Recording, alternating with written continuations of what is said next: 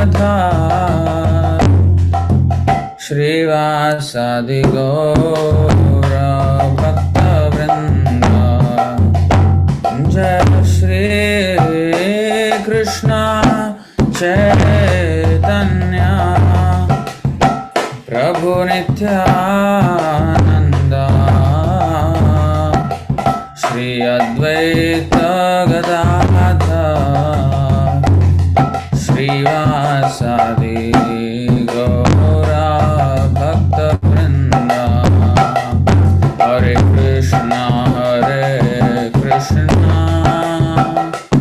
Krishna Krishna Hare Hare Hare Rama Rama Rama Hare Hare Hare Krishna Krishna Krishna Hare Hare Hare Rama Rama Rama Hare Hare Hare Krishna Krishna Krishna Hare Hare Hare Rama Rama Rama Hare Hare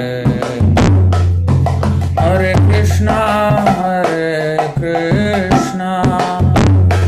Krishna Krishna Hare Hare Hare Rama Rama Rama Hare Hare Hare Krishna Krishna Krishna Hare Hare Hare Rama Rama Rama Hare Hare Hare Krishna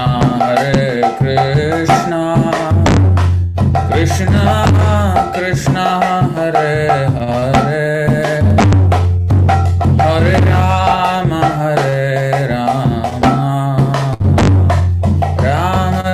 Rama Hare Hare Hare Krishna Krishna Hare Hare Hare Rama Rama Hare Hare Hare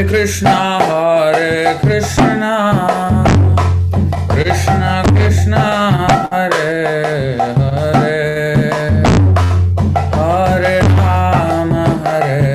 Rama Rama Rama Hare Hare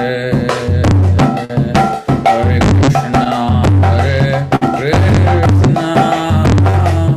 Krishna Krishna Hare Hare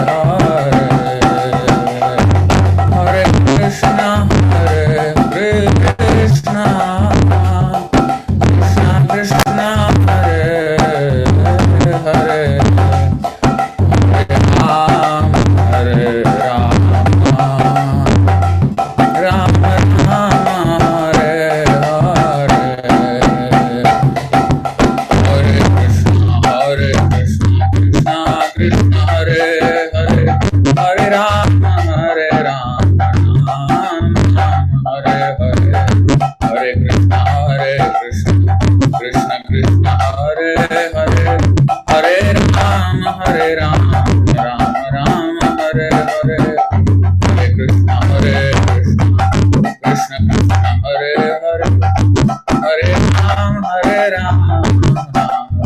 Hare Hare Hare Krishna Krishna Krishna Hare Hare Hare Rama Rama Rama Hare Hare Hare Krishna Krishna Krishna Hare Hare Hare Rama Rama Rama Hare Hare Hare Krishna Krishna Krishna Hare Hare Hare Rama Rama Hare Hare Hare Krishna Krishna Krishna Hare Hare Hare Rama Rama Hare Hare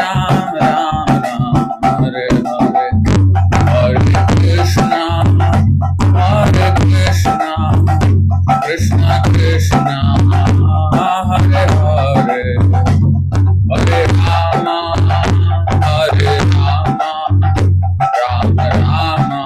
Rama Hare Hare Hare Krishna Krishna Krishna Hare Hare Hare Rama Rama Rama Hare Hare Hare Krishna Krishna Krishna Hare Hare Hare Rama Rama Rama Hare Hare Hare Krishna Krishna Krishna Hare Hare Hare Rama Rama Rama Hare Hare Hare Krishna Krishna Krishna Hare Hare Hare Rama Rama Rama Hare Hare Hare Krishna Krishna Krishna Hare Hare Hare Rama Rama Rama Hare Hare Hare Krishna Krishna Krishna Hare Hare Hare Rama Rama Rama Hare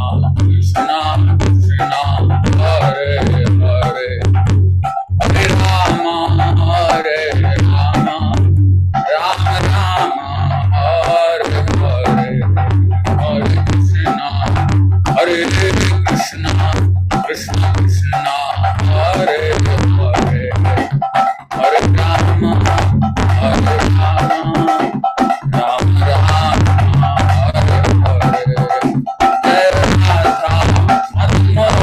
Radha Madan Mohan Radhe Jai Radha Madan Mohan Radha Madan Mohan Radhe Nitai Gaura Hari Bol Hari Bol Hari Bol Nitai Gaura Hari Jai Jai Prabhupada Prabhupada Prabhupada Jai Jai Prabhupada Jai Jai Prabhupada Prabhupada Prabhupada Jai Jai Prabhupada Jai Jai Prabhupada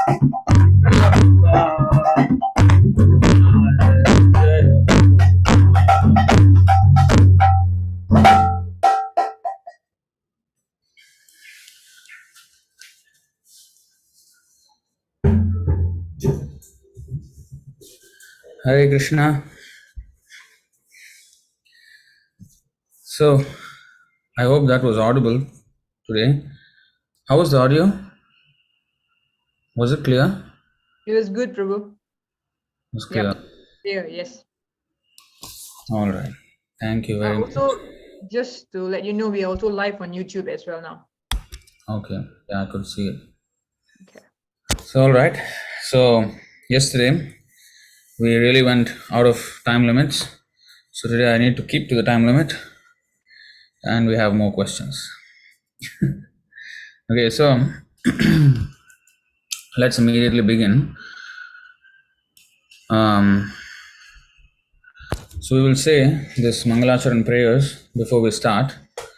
I think many of you may not be aware of it. Maybe some of you are not aware of it. But I will just say those prayers and then we will start. Maybe I'll put it on the screen as well.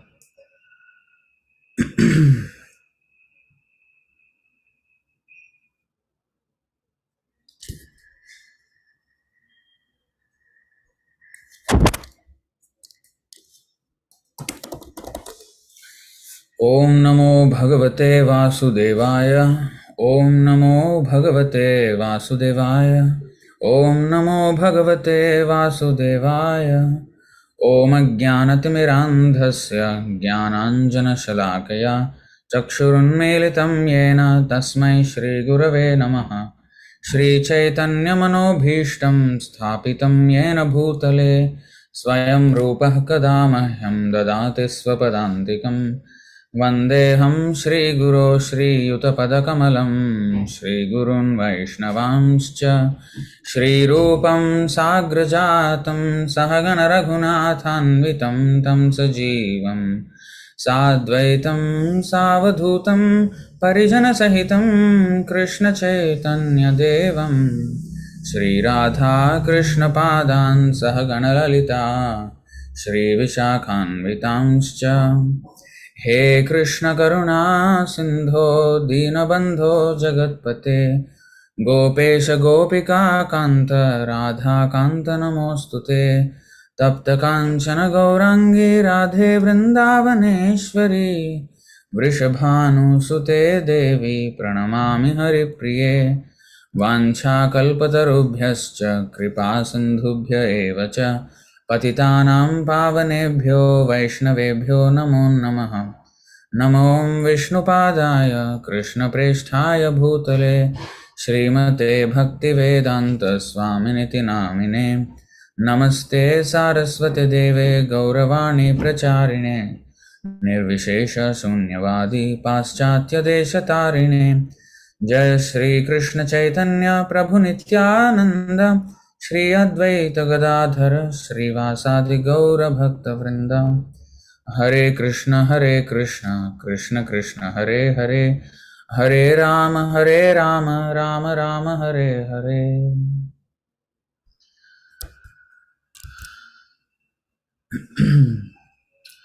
So today we have a series of topics that we have to cover, and I would like to see if I can cover it as quickly as possible. So today the first question is, does God exist? So does God exist? So if we, without looking at the scriptures, if we exercise a little common sense, then we should see how everything works. Then if anything, if any appliance works, that means there is a creator of that product, right?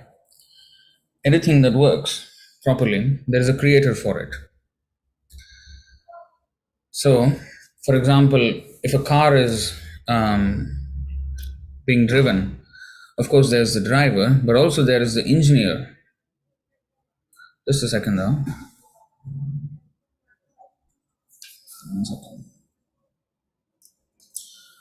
Okay, so if there is a car that is moving nicely, that means there is the driver and there is the engineer. Without such engineering, the car wouldn't even exist. And when everything, even for a spacecraft that is, launched into the orbit or something like that, so many scientists have to come together to put it together, and it actually moves. And how do we have the audacity that if a small chunk of metal needs so many brains to make it work, how do we have the audacity to say that the entire universe with all its planets and with so much arrangement, so much order, exists without any creator. So it is the most foolish proposition to say that there is no God. At least we should acknowledge that there is intelligence behind everything. Otherwise, things would not even work. We have the sun rising every day in the morning, and then we have seasons. We have a whole system. I mean, even our bodies, everything is so orderly. Well, like, how can we come to the conclusion that there is no intelligence behind all of this, and there's no artistry behind all of this? This is foolish to propose. So now, with the exercise of our intelligence, we can understand at least that there is a brain behind everything. The modern scientific worldview wants us to think that everything happened by chance. Something just exploded at some point, and they call it the Big Bang theory, and everything just came into existence perfectly. If that were true, then engineers don't have to do much. They just have to detonate some bombs, and buildings, skyscrapers, tunnels, everything would just manifest just by detonating some explosives. That would be the best way to create. So, but that isn't how everything works, right? So an explosive would destroy what was created, but it would not create something. So similarly, this universe is not some accidental explosion. That's the most chaotic way to begin something. That's not how it began. And we have, of course, every religion has an explanation, but nothing beats the explanation that is given in the Vedas. So crystal clear. And the full deliberation of the Supreme Personality of Godhead, and even how He created every single aspect of creation. Of course, not in every detail, but to the extent that we can understand, is explained in the Srimad Bhagavatam. Of course, the creation process is quite lengthy description is given, but this much is true, that it was a complete deliberate process by the Lord Vishnu, who is an expansion of Lord Krishna. So that is the way things came about. And God does exist, and God is defined. It is explained here. 1 second. So what is God? Like, how to understand what is God? So Krishna says, first of all, that I am Supreme Personality of Godhead. Never in the history we have the word of God directly recorded, except in the Bhagavad Gita and this Vedic literatures like Vishnu Puran and Srimad Bhagavatam. So these Vedic literatures, the unique thing is that God's personal words were recorded. Like, even if there are other scriptures, we're not,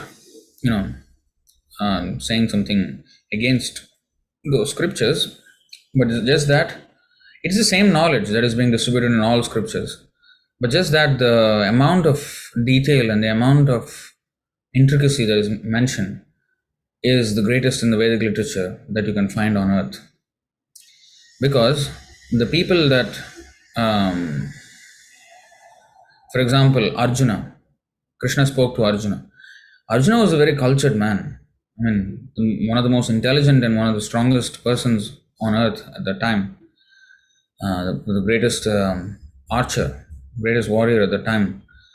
And he was not only just a fighter, but also very intelligent. And most importantly of all, he was a devotee of Krishna. Bhaktosime sakhacheti rahasyam hi etaduttamam. So somebody of such stature, somebody of such caliber, Krishna could reveal much more than, for example, Jesus Christ or Muhammad. They were dealing with people who were not very advanced in culture. They were preaching God consciousness to a population who were not very enlightened, fishermen, nomads, in this category. and they were not very highly cultured, very highly educated, very highly knowledgeable. So something simple had to be given for them to understand. And therefore, if you see Christianity or Islam, you will find many parallels to our Vedic culture, but in a very rudimentary way, in a very basic. What is considered basic understanding in our Vedic scriptures is explained in those like Bible or the Quran. You will find the same parallels, but in basic form. Because religion cannot be 2, 3, 4, 5, 6, 10, and 20, 100 religions. No. Religion means to obey the word of God, to understand what is the instruction of God and to obey that. And every religion teaches one the same thing, that one has to be obedient to God. Of course, different scriptures, they promote different name of God or something like that, but it all refers to the same person. So, because God is one, there is no such thing as different God. There's no competition between God. No. So now, coming back to the point, does God exist? Of course He does. Now, what are the qualities? That's the next question. What are the qualities of God? How to identify God? So that is a good question. And by the way, if anybody has any questions on this topic, please keep to the topic. Like yesterday, some of the questions were like off topic. So I would appreciate if the questions are on topic. If something that I said is not clear, and if you would ask follow-up questions or something related to this topic, if you can ask that, that will be helpful for us to understand the subject in greater clarity. Right? So, what are the qualities of God? How to identify? First, let us see let me see if I have shared my screen. I have not. Okay. So, just a second here. Okay.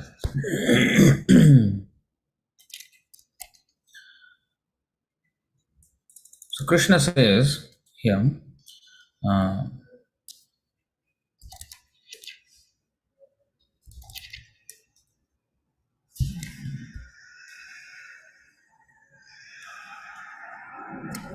in the 10th chapter, 8th verse, Aham sarvasya prabhavo mattah sarvam pravartate iti matva bhajante mam buddha bhava samanvitah.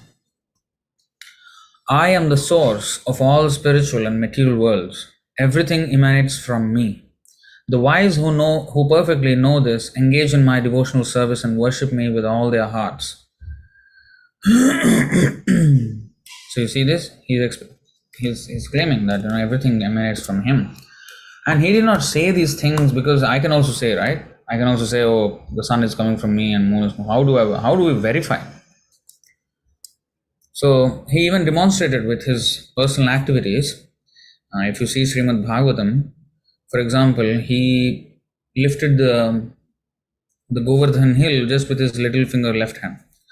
Now, without being God, we cannot do such things. That is actually just like a very minute exhibition of God's potency. In fact, the entire material world, the entire material universes, multitude and millions of universes are coming into existence just by the breathing of the Supreme Personality of Godhead. By his exhalation, universes are manifesting, millions of them, and when he inhales, all the universes are destroyed. So whatever we see now, the existence, that is because of his exhalation. We are in this exhaling period. When he inhales, that's it, everything is taken back. So anyway, there's so much detail is there. Now let's see this verse. Mattah parataram nanyat kinchidasti dhananjaya mai sarvam idam protam sutre manigana eva. O conqueror of wealth, there is no truth superior to me. Everything rests upon me as pearls are strung on a thread. So you see, this is a good example. Pearls are strung on a thread. Now, we know that a necklace of pearls is beautiful. Now, only thing that we see is the pearls.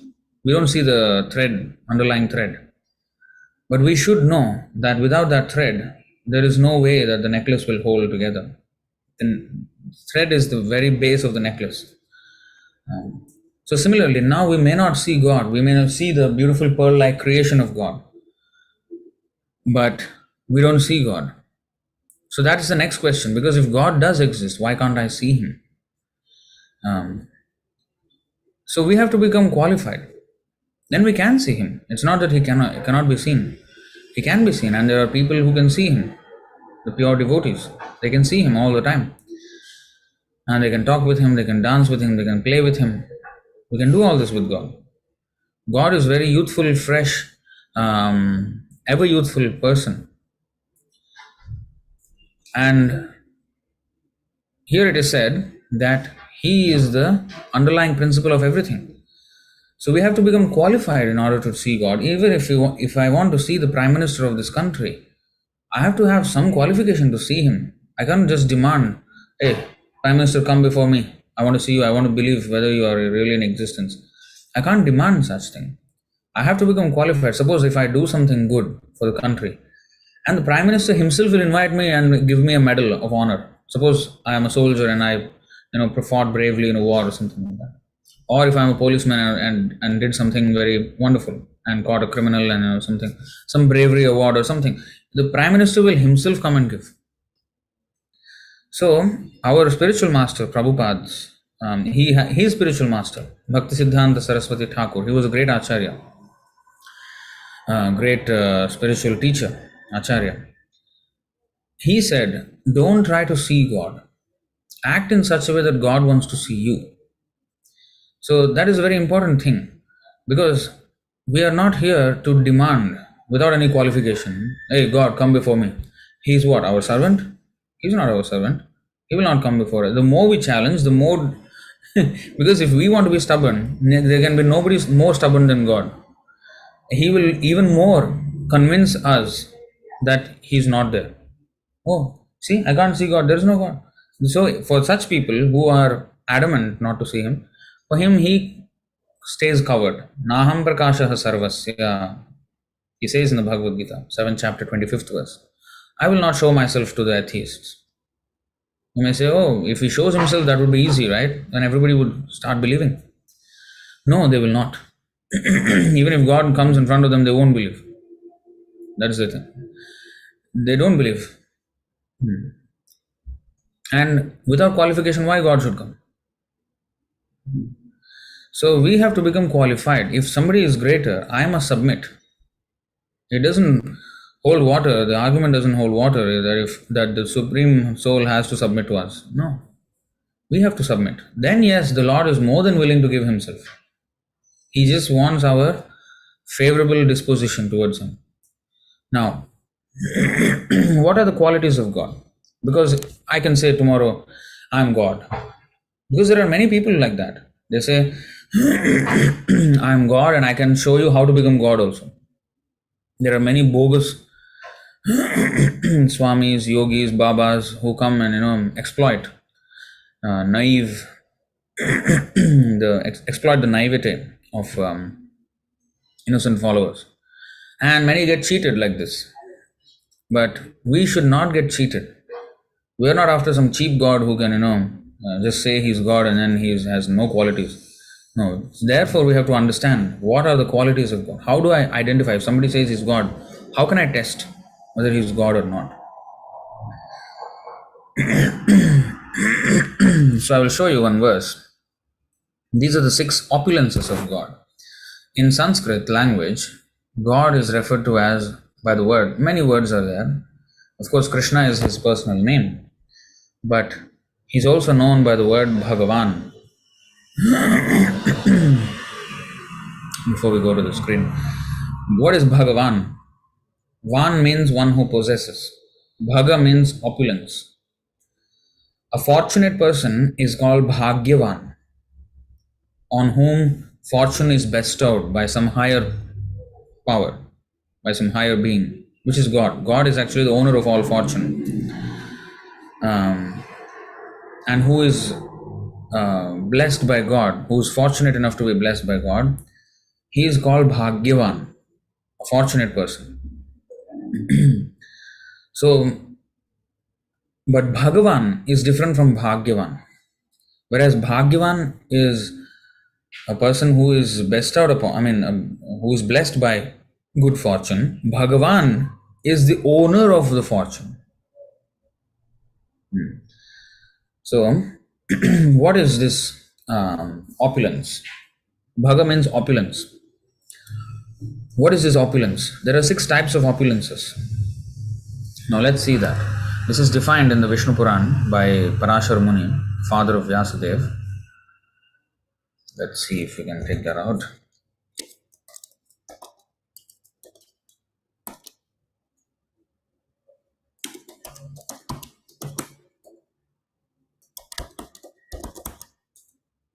Okay. So this is from Vishnu Puran. Aishwaryasya samagrasya viryasya yashasah shriyah jnana vairagyayoschaiva shannam bhaga itingana. Here it is said shannam iti bhagangana, but in other word, sorry, 1 second. Shannam bhaga itingana. Okay, that's verse.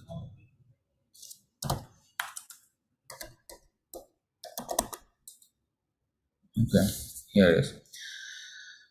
So, what is this? This is the definition of the Bhagavan. So, there are 6 opulences. There is Aishwarya, which means wealth. Samagrasya means full, incompleteness, incomplete, fullness. Wealth, and then Viryasya. Viryasya means strength. Yashasaha means fame. Shriyaha means beauty. Jnana means knowledge. Vairagya means renunciation. Shannam means 6. Bhaga means opulences. Itingana. Itingana means they are thus defined. So, what is that again? One who is complete, who has complete wealth. That means he is the owner of everything. Now, I may possess $1 million, $1 billion, $1 trillion, but I cannot say I own everything. Nobody can claim, but God can claim. He is the owner of everything. Sarvaloka Maheshwaram, Krishna says. And he showed, because he showed his universal form, which is called Virat Rupa. Virat Rupa means, in the battlefield of Kurukshetra, during the conversation of Bhagavad Gita, Krishna and Arjuna. So Krishna actually showed in the 11th chapter, you can see, of the Bhagavad Gita, the description of the Virat Rupa, the universal form.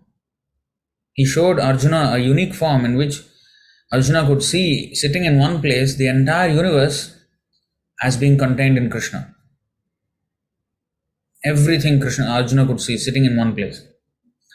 So we can't have that vision, right? We can't sit down in one place and see the entire thing. But Arjuna could see. And Krishna assumed that huge form of Virat Rupa. Nobody can do that unless he's God. So, Aishwaryasya, he has unlimited wealth, everything belongs to him. Virya, unlimited strength. Now, one person can be stronger than another, but nobody can say, I'm the owner of all strength. Krishna can say. In fact, whatever strength we have is also given by him. Our strength is rented strength. We have rented it from God for a certain period of time. After that, we will not have the strength anymore. And one day this body will fall lifeless to the ground. Whatever strength we do have now is also because of his grace, his mercy. So he is the owner of all strength. Viryasya, Yashasaha. Next is fame. He is the most famous. God is the most famous. Nobody's fame can beat God's fame.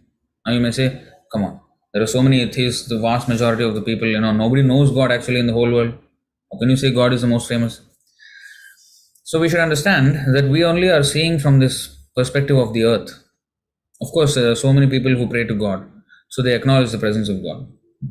By different names, that is a different thing. But everybody extols God, right? There are so many religious forms. And everybody has a name of God, and they all refer to the same God actually, same one God. He has millions and trillions of names. Now, now this is just the material world. In the material world, this earth is just one planet.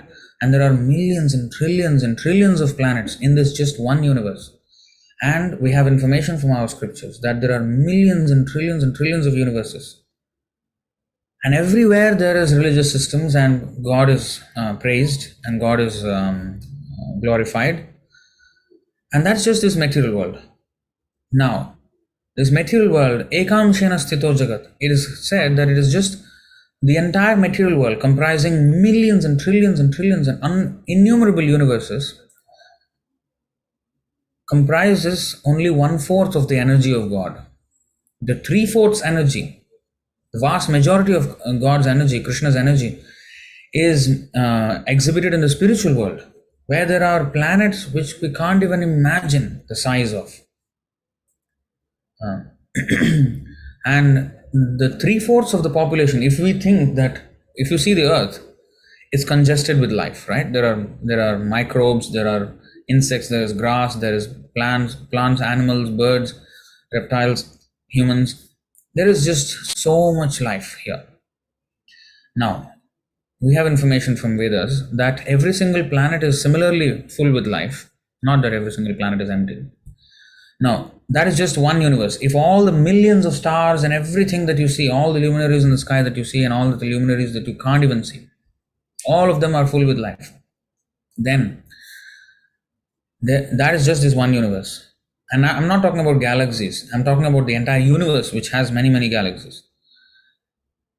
It has already billions of planets. Everything is full of life. And there are millions and trillions of such universes. All of them have millions and billions of planets. Some of the universes are far bigger than ours. All of that put together is just 1/4 of the total energy of God. In the 10th chapter, Krishna says, Ekam shena sthito jagat. Krishna lifted the Govardhan hill. For those who know, Krishna lifted the Govardhan hill when he was a seemingly 7-year-old boy on this earth. Because on this earth, Krishna came. God actually came to this earth and stepped on the earth 5,000 years ago. Krishna. And he stayed here for 125 years. And he played the part of seemingly an ordinary human being, but his activities were nothing like ordinary human beings. So anyway, when he was, playing the part of a 7-year-old boy, at that time he lifted a hill, a gigantic hill, with his left hand little finger. And he was holding that hill up for 7 days like that. Because there was incessant rainfall on his devotees in Vrindavan, in the town of Vrindavan. And, he protected his devotees by holding up the hill. Now we may think, oh, that's wonderful. But actually, Ekam shena sthito jagat, just by a fragment of his energy, is maintaining the entire universe. Not just universe, the millions and millions of universes which comprise the material world. So it is explained that in the entire vastness of the spiritual sky, which has innumerable spiritual planets, there is one corner of the sky like a small cloud, and that is this material world. Of course, there are diagrams to show this, but I will take too much of your time. But just imagine like this, that it's just a small portion of the spiritual sky is this material world. It's that small. So that is the energy of God. And in the spiritual world, everybody knows him and they are pure devotees of Krishna. They're all pure devotees of the Lord. Nobody ever forgets the Lord there. Only in the material world, people have doubts. They are atheists or they are some kinds of worshippers with a little bit of faith, variable levels of faith. But in the spiritual world, everyone is completely cognizant or knowledgeable that here is God. And they can see him face to face. So now you see how famous he is. Nobody's fame can even remotely compare to his. So he has unlimited fame. Shriya, beauty. His beauty is inexplicably beautiful. Krishna is inexplicably beautiful. Kandarpa koti kamaniya vishesha shobham govindamadi purusham tamaham bhajami. Kandarpa means Cupid. In this world, everybody is attracted by the beauty of the opposite sex. And Cupid, the god of lust, he is the one governing this principle of attraction between male and female. And in Sanskrit, he is referred to by the word Kandarpa. He's actually a person. He is in the heavenly planets. So Kandarpa, he is actually very, very beautiful, extremely beautiful. But Krishna is so beautiful that Kandarpa Koti Kamaniya Vishesha Shobham, trillions and trillions and trillions of cupids put together cannot match the beauty of Krishna. There's nothing more beautiful than the body of Krishna. That is the reason why his name is Krishna, all attractive. Shriyaha, that is beauty. He is the owner of all beauty, in fact. He's not just the most beautiful. Whatever beauty anybody else has is only because of him. If we think that, okay, such and such person is very beautiful, where did he or she get the beauty from? From Krishna. It's all rented beauty. Everything we have is rented from God. It is given to us as a quota. Now, next, we have already finished wealth, strength, fame, beauty, knowledge, jnana, knowledge. He knows everything. Past, present, future, inside and outside of everything, space and time. There's no limits. There's nothing that can limit the knowledge of God. And not only that, when he speaks, like this Bhagavad Gita, for example, that is the knowledge conveyed by God, spoken by God. That knowledge is eternal, it's evergreen. 5,000 years ago it was spoken. And this is actually in existence since time immemorial. But the last time it was spoken was 5,000 years ago. It is repeated every time, every now and then. When people of the world forget it, he repeats itself. He repeats himself and ensures that this knowledge stays in the community of the human community. So that knowledge, even after 1,000,000 years, billion years, trillion years, is always going to be relevant. It will not become stale and outdated at any time. So that is his knowledge, infinite knowledge. And Vairagya. Vairagya means renunciation.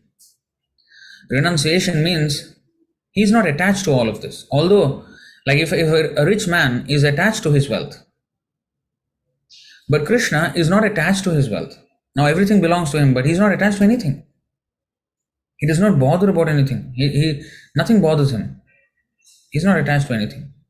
Vairagya. You see, he has created.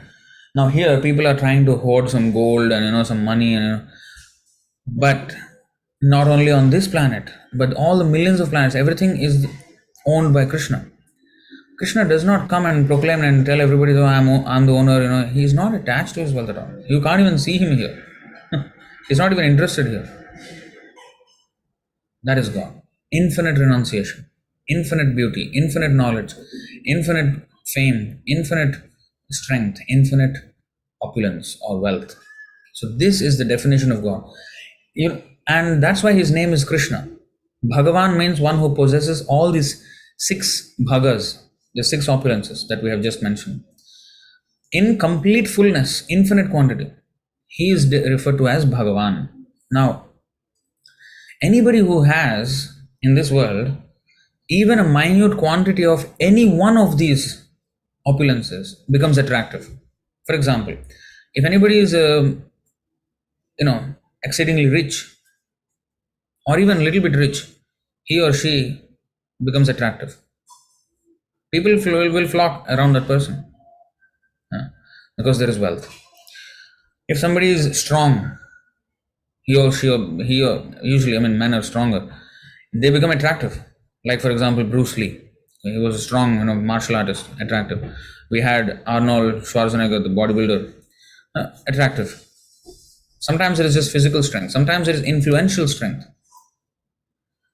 Like, in our Vedic culture, we have innumerable examples. For example, Parikshit Maharaj, a king who was the king of the entire planet 5,000 years ago.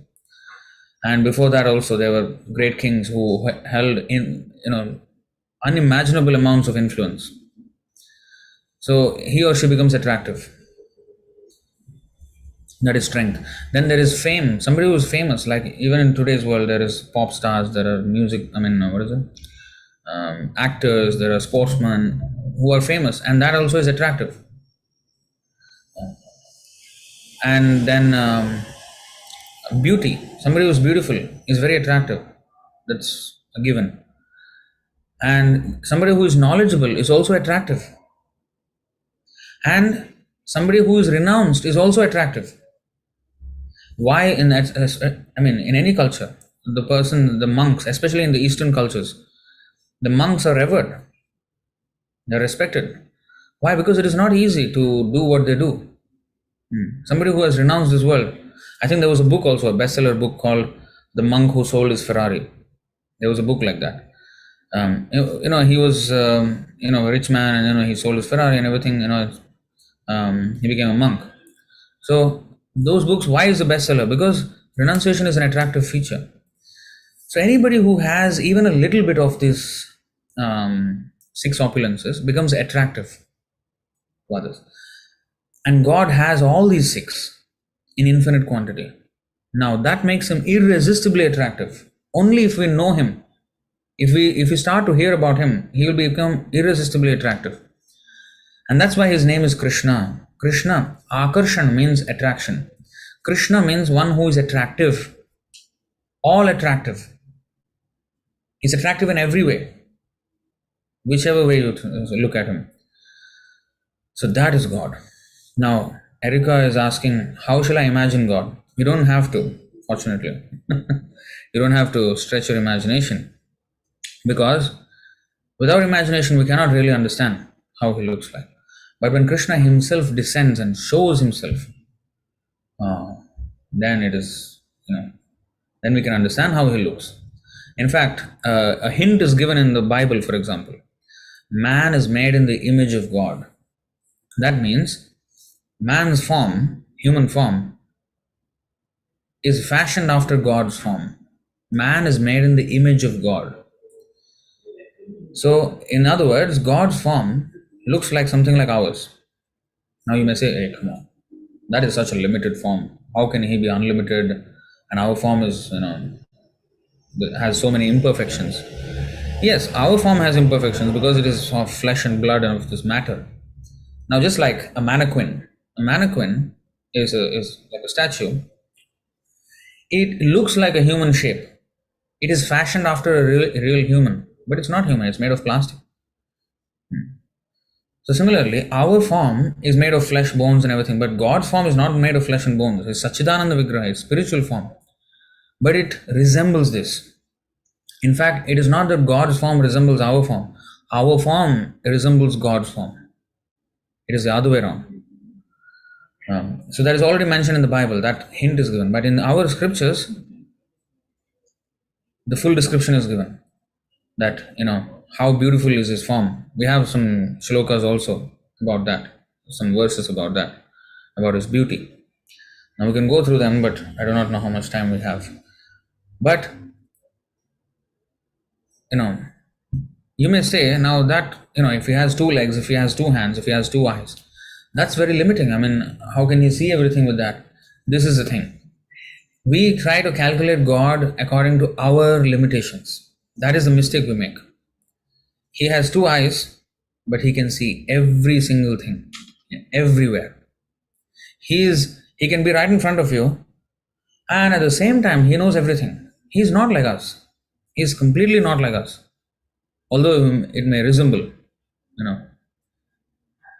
Sarvatah Panipadam Tat. Everywhere are his eyes. And at the same time, Angani Yasya Sakalendriya Vrittimanti.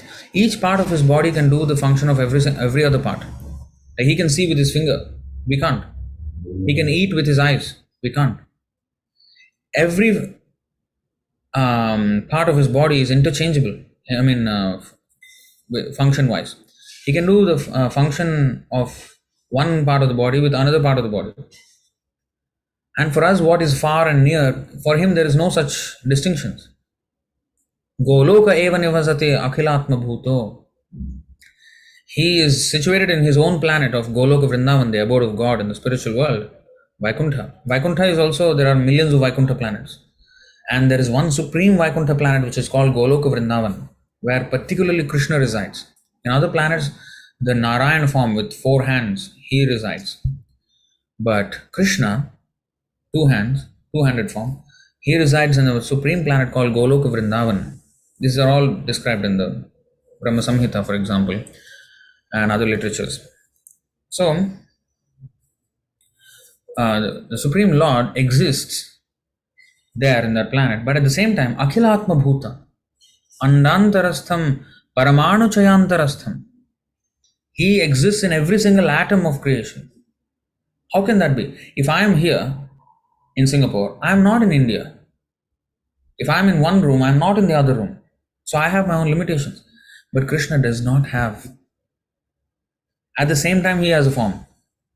This is inconceivable. How can he have a form and at the same time be infinite? That is God. If he is conceivable to us, then that is not God. If we can wrap our heads around God, that means he is not God. He is not infinite. So infinite means we only think that, oh, it has to be, all pervading and he cannot have a form. When you say he cannot have a form, you are limiting him. Who are we to say that he cannot have a form? When we ourselves have a form, and our Creator doesn't have a form, how can that be? If every single form that you see comes from him, the Creator himself doesn't have a form. How can that be? At least, if that is the case, then we are one notch above God. We are in at least one way better than God. We have a form which he doesn't have. How can that be? That doesn't even make any sense. A son has a shape, a human shape, because his father also has a human shape. Not that the son is existing while the father doesn't have a form. It doesn't work like that. See? So God has a form. And his form is described, Krishna. You can, there are so many paintings of Krishna. You can see. I think, who is this? Asha Sobraj. Her profile picture is there, Krishna's picture. You can see there also. So these are the artist's impression of, Krishna's face. Of course, no one can adequately, put it in, paint or anything like that. But you can get an idea. And once we become qualified, we can actually see God. And then you will never be able to see anything else because it's too attractive. You can't take your eyes off him. So that is Krishna. So we don't have to imagine. In fact, imagination is the wrong way to approach God. Because again, that would mean that I am exercising the power of my mind and intellect to capture God. No, we can't. When Krishna shows himself, then we just have to accept his form. We only can accept. We can't at any time with our endeavor understand God. He has to reveal himself, then we can understand him immediately. But even for millions of years, if we endeavor on our own, we cannot.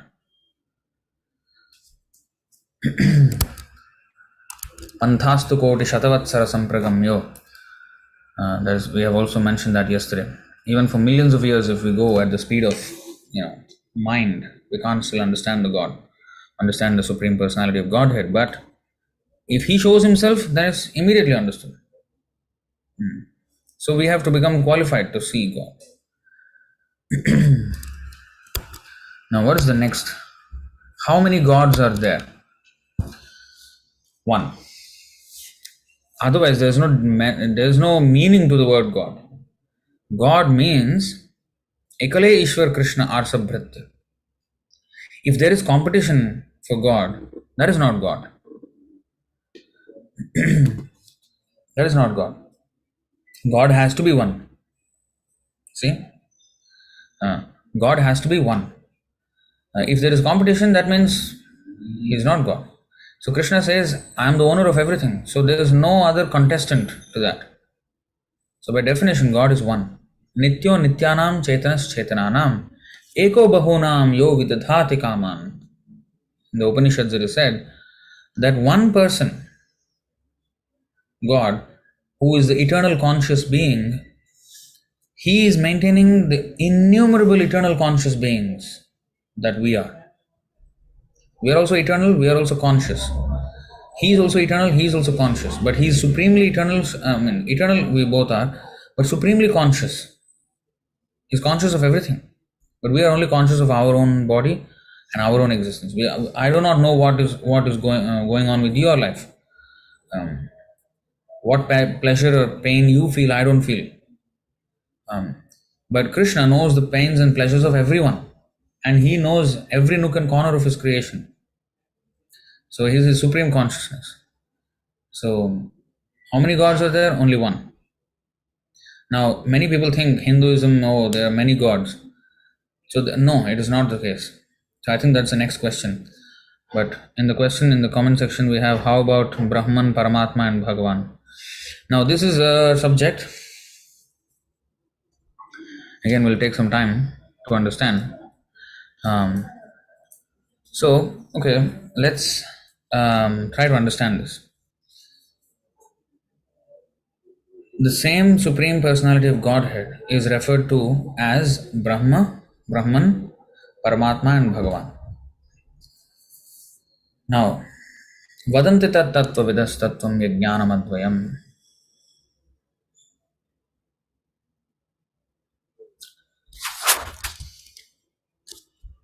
I think for some of you, you may not know what I'm talking about. So I have to introduce you to the entire concept of it. So, in the Srimad Bhagavatam, there is this shloka, there is this verse. Vadanti tat tattva vidas tattvam yajnanam advayam brahmeti paramatmeti bhagavaniti shabdyate. Learned transcendentalists who know the absolute truth call this non-dual substance Brahman, Paramatma, or Bhagavan.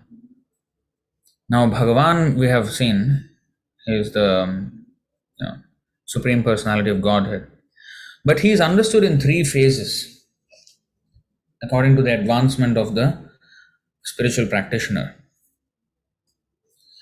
Brahman means the impersonal aspect of God.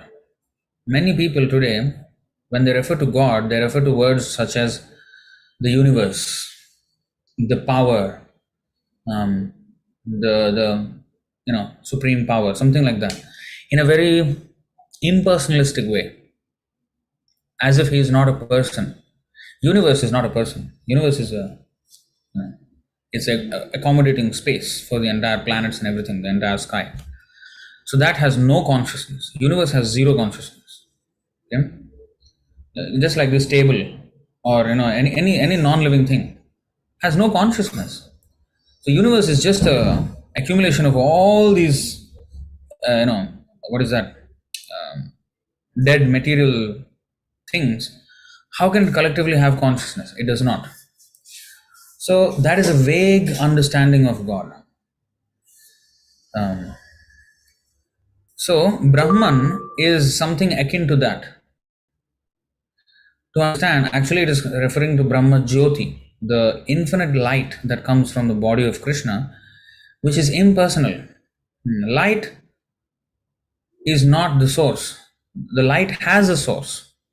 Brahmano hi pratisthaham. Now, let us try to understand this with a simple example. Two examples. Sun, for example. Sunlight, sun globe, and sun god. So, three levels of understanding the sun. Now, sunshine, even some insects, they can feel the sunshine. But they do not necessarily know that there is a sun planet in the sky. There is a sun globe in the sky. They may not know. They may feel the light and heat of the sun, but they may not know that there is a planet called sun in the sky. Even animals, they may look at the sun. They don't have any idea. But we have a little more idea about the sun. We can see sunshine, we can see the sun globe, and we can understand it's very far and it's very fiery, and it's a whole planet on its own. Some people call it star. So it's a luminary in the sky, which is far bigger than the earth.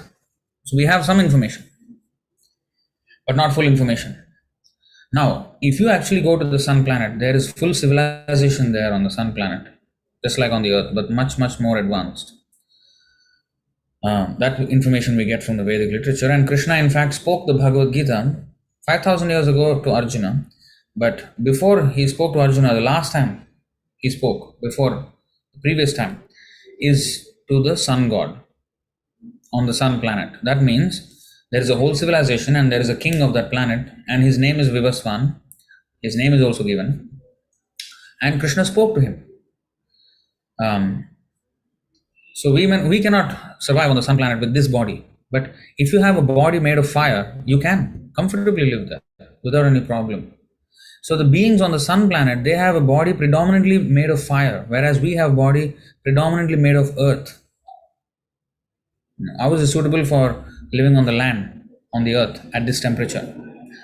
And there are beings in the water, they have bodies suitable to live in the water. Now I can't live in the water. That does not mean nobody can live in the water. I can't live in the fire. That does not mean nobody can live in the fire. No. You just have to have a suitable body to live there, and you can live there. And that's what happens in the sun planet. And there is a king of the planet called the sun god. His name is Vivasvan. So, we don't have any idea of the sun god. At least we hear from the Vedic literature. But we have no experience of it. And sun globe, we have a little bit, we can see a little bit about from here. So, sun can be understood in these three phases: sunshine, sun globe, sun god. Sunshine is all pervading everywhere. So that is akin to the Brahman realization of God. So if God, Krishna, has effulgence, light is so effulgent that millions and trillions of suns put together can be compared to, is like a dim reflection of his brightness. Let me show you one shloka. When Arjuna saw that Virat Rupa, that universal form of Krishna, he saw this.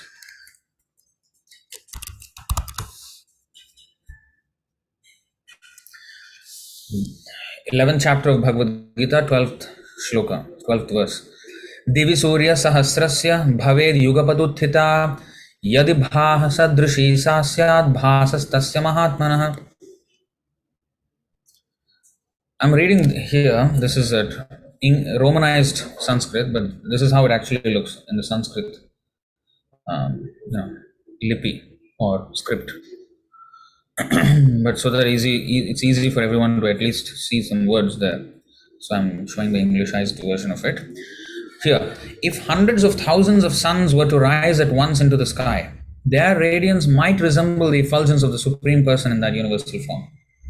So this is the brightness of Krishna. We can't even imagine the brightness of one sun. Millions and millions of suns put together, that might resemble. That is actually only a dim reflection of Krishna's actual brightness. So that is called Brahma Jyoti. Just like sunlight is the maintainer of life on all planets. With sunlight, the plants take nutrition and the whole food chain depends on that, right? So sun is maintaining life on all planets. And you mean to say there is no life on sun planet? When sun is the maintainer of life on all planets? So that's not logical even. So, this sun is bright. So sunshine is the first thing that we can understand, and it's all pervading. So Brahma Jyoti is similarly all pervading. And when we say universe, it is a vague reference to this Brahma Jyoti. And the entire universe, material and spiritual, rests on the effulgence of the Lord. Just like life on earth rests on the effulgence of the sun. Not only on earth, and on every single planet, that is the source of life. So, that is called Brahman, the impersonal understanding of God, which is the least, which requires the least amount of intelligence to understand. That's why vast majority of people, they can understand. If you say universe, they will have some idea of some power, some superior power. But it's very vague in the head. It's not clear in the... Now, localized aspect of God. Next, higher aspect. Now, the vast sunlight is coming from that one source. sun planet, the sun globe. So it is having a particular location in the sky, and from there it is issuing. This light is issuing forth from that place. So akin to that is the Paramatma feature. Paramatma is localized in our heart. Every single heart, the Supreme Lord is living. He is watching everything that we are doing. In every single living entity, a living entity's heart, He is there. In your heart, in my heart, everybody's heart. And He's just watching. We are also in the heart. The soul is actually in the Hridesha Arjuna Tishtati. It's in the region of the heart. That's why even materially, the heart is taken in the to identify whether the person is alive or dead. They will see the ECG, the cardiogram, where it measures the heartbeat. If the heartbeat is stopped, this person is no more. So why the heart? Because actually the soul is sitting there. Now they may say some biology, the heart is pumping. How it is pumping? From where it is getting the energy to pump? They may say, from the food. Yeah, but without food, there are yogis who, without any food, they can even maintain. It is not that the food is just maintaining, because you can give food to the dead man, it will not come out. The heart will not start pumping. So, unless the soul is there, the heart will not pump. Just like unless the driver is there, the car will not move. Yes, fuel is one way. Fuel is an aspect, is required for the car to move. Just like our body needs food. But fuel alone is not enough. There has to be ultimately the driver. So similarly, the soul is the driver of this body, and food is just like fuel. So, the soul is sitting in the heart, and the Paramatma, the super soul, is also sitting in the heart of every single body. So that is a localized aspect. And finally, there is Bhagavan feature. There's like the sunshine, sun globe, sun god. So the person Bhagavan, who with whom we can have personal relationships with him, different kinds of relationships. So that person whom we can interact with, in full, without any restriction, he is Bhagavan. He is a person. So Bhagavan realization is the ultimate realization of God. Paramatma is the next. Brahman is the beginning stage of understanding God. Another example is given by our spiritual master Prabhupada. When you approach a mountain from very far, if you see from many, maybe tens and hundreds of kilometers away, you will find that the mountain has simply some shape, some grey shape. Or it looks almost like a cloud in the distance. A massive cloud. But actually it's a mountain. A hill, suppose. Now, when you come closer to the mountain, then you will start to see some features. Okay, here is some rocks, here is there some greenery, here is some waterfall, or there are features you can see.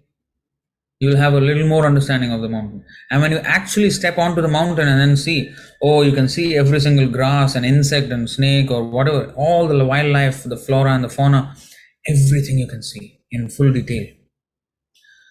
So your understanding of the same hill, the same hill appears in three different ways according to the observer. The mountain is not changing, but it is only visible in different ways depending on the distance of the observer. So how close or how far we are from God, we can understand Him in these three stages. Brahman, Paramatma, Bhagavan. Of course, before Brahman, there are other ways of understanding God. Not ways, other kinds of understanding about God, which is more primitive, more basic, not very advanced, very rudimentary. Like for example, in many tribal areas, they worship a great mountain or the sun. This is like Vishwatomukham, pantheism, you can say. But this is a beginning of acceptance of a higher power. But a full understanding of God is only had when one achieves this Bhagavan realization, which is the highest. Until when we have time?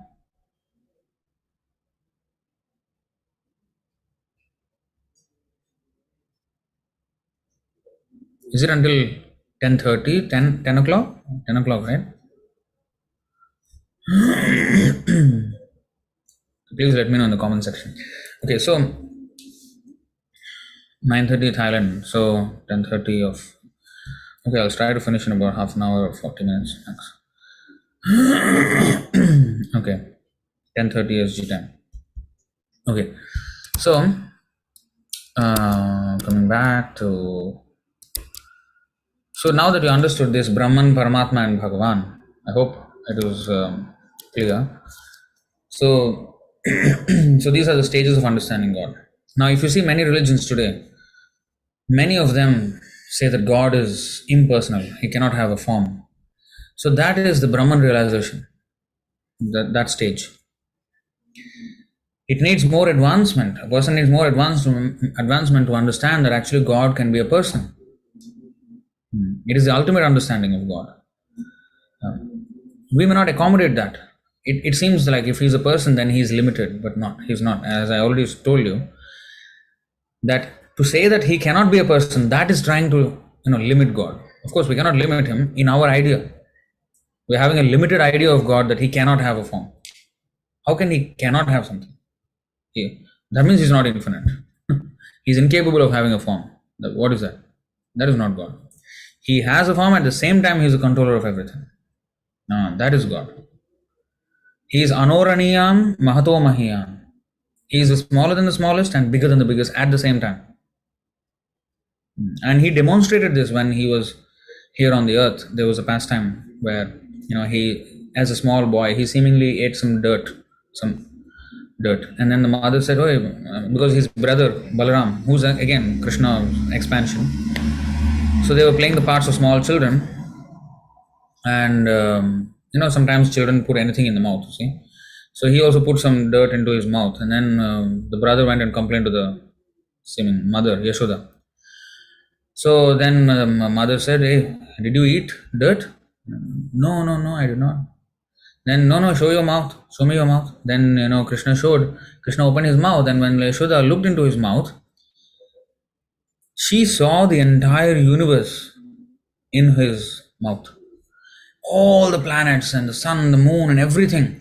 And she saw Earth, the Earth planet also. And then she saw on Earth planet, Krishna showed in that way that, she could zoom in and again she could see herself looking into Krishna's mouth, within his mouth. Now, how is it possible that he is so small like a baby and then the entire universe is inside him, but yet he is inside this universe? How is that possible? It's very trippy. We cannot imagine somebody being able to do that. But because he is God, he can do everything. He can be inside this universe, at the same time universe is inside him. So with our brain, we cannot calculate these things. That is why God is, another name of God is Achintya. We cannot conceive. That is the meaning of infinite. He may appear in the small form, at the same time he is infinite. So that is God. So next question is, how many gods are there? Well, one. Okay, so next question.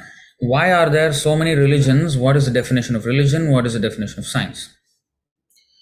Why are there so many religions? So it is actually very simple to understand. Although it may sound, it may seem very complicated, it's not that complicated at all.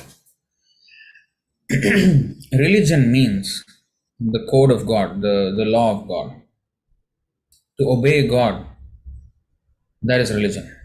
So there is actually only one religion. What is that? What is the real definition of religion? What is the aim and the definition of religion? Let's look at one verse. This is the actual definition of religion. And then we will explain upon that.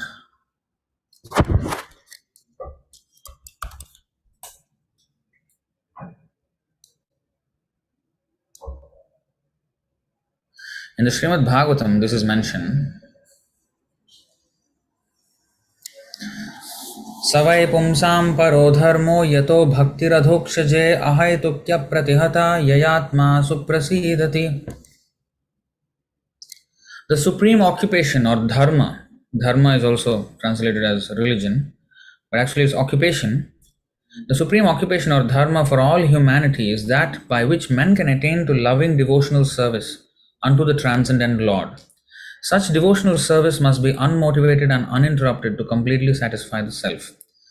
Now, this is the definition of actual religion. What is this? Dharma means basically to love God and to serve Him, to glorify Him. Serve Him means glorify Him is included. Glorification of the Lord is included in His service. To love God and to serve Him. In fact, love includes service. You can't love without service. Like a mother loves the child, and therefore she serves the child in many, many ways. If a man says to a woman, I love you, but he doesn't do anything and sits down there, what is a kind of love? Love means there is some reciprocation, some actions. So service is inbuilt in love. So to love God unconditionally, that is religion. It is like this. There are many universities. Now, whatever we see as many religions in the world, they are just like, knowledge is one, but there are many universities teaching it, right? For example, physics or mathematics or chemistry, whatever it is, or business. There are universities all over the world teaching the same subject. Some universities are more recognized than others, offering more, facility for learning than others. But ultimately, the science is the same. A person can come from a very, a country where there's not much facility, but he can be very good. So one has to test by knowledge and not by which university he comes, how much he knows about the subject. See, so there's no point fighting, okay, this university or that university. Did you understand the subject or not? That's the whole point. So if I say that I'm professing this religion or that religion, we have to test whatever you have done, whether did you understand God, did you learn how to love Him, and that should be the testing, like a litmus test to whether one has actually perfected his religious life or not. How much we have learned to love God. It's not about something we have to learn. It is already innate in us, just that we have to revive it. How much one loves God, that is the degree of perfection. So if I say I'm this religion and that religion, but I did not learn how to love God, then I have not. I may be following the best, most informative religion, like our Vedic scriptures, has the most extensive information about God. None can match in this world, actually. And it's the oldest as well. Millions and millions of years old. Now, even though that is the fact, but there are many who claim to be followers of this Sanatana Dharma. That is the name of our religion. It's actually not Hinduism. Hinduism is a foreign name given by the Muslims of Persian Muslims, Pathan Muslims. There is this river called Sindh River in Pakistan, which we call it as Sindhu River. So people on the western side of that, the Afghan Muslims, the Pathan Muslims, they used to refer to the people on the eastern side as Sindhustan, the country on the eastern side of the Sindhu River. Sindhustan. Stan means a place, So a country. So Hindustan, but the way they say Sindhu is Hindu. So it was actually a geographical reference to the people of India, Bharat. But it became the name of our religion. So it is not actually in our scriptures. The name Hinduism does not exist in any of our scriptures. So, the real name is Sanatana Dharma. So anyway, many people who say that they are followers of Sanatana Dharma do not actually understand that Krishna is the supreme and they have to cultivate love for him and become his devotee. They do not know still. They are so, although they may be following the religion which is the oldest and the most advanced form of religion, but still, if they don't actually take to it from the heart and actually follow the process, They'll be left behind. So I can go to Harvard University, but if I don't study anything there and I just fool around, then I'm not going to have a degree at the end of the 4 years. So, and yet, if I'm in Africa in some, university which doesn't have much facility, but if I put my full heart and soul into it and I've really dedicate myself to the study of the subject, then I can become as knowledgeable as anybody else. So that is religion. Religion means to love God. So we must test how much have we loved God. There are symptoms of this. It is not just simply, like nobody can check. No, there are symptoms. Like a feverish man has a symptom, a rich man has a symptom, a poor man has a symptom. A God-conscious person has symptoms. And Arjuna asks these symptoms in the Bhagavad Gita. What are the symptoms of a person who has realized God? What are the symptoms? So first thing is how he speaks. What does he speak about God? And what he does. For example, we know from Bhagavad Gita that Sarva Yonishu Kaunteya Aham Bija Pradaha Pita. He is the father of everyone. And therefore everybody is the children of God. But if, for example, I eat meat, that means I'm killing, for example, one chicken or one goat or whatever it is.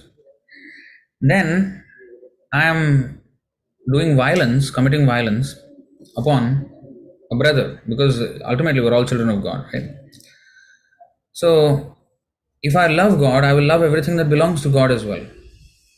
So how can I cause harm to someone who is a child of God? So I wouldn't want to. But if one brother says, if the father has like two brothers and one brother says, you know what, I'll just eat up this other brother, the father won't agree. Even if the other brother is naughty or, very troublesome or what, he will never agree that, this brother eat the other brother up. No. So if I am doing that, then I have not understood God. I have not learned to love Him. Because if I love Him, I will do whatever He wants.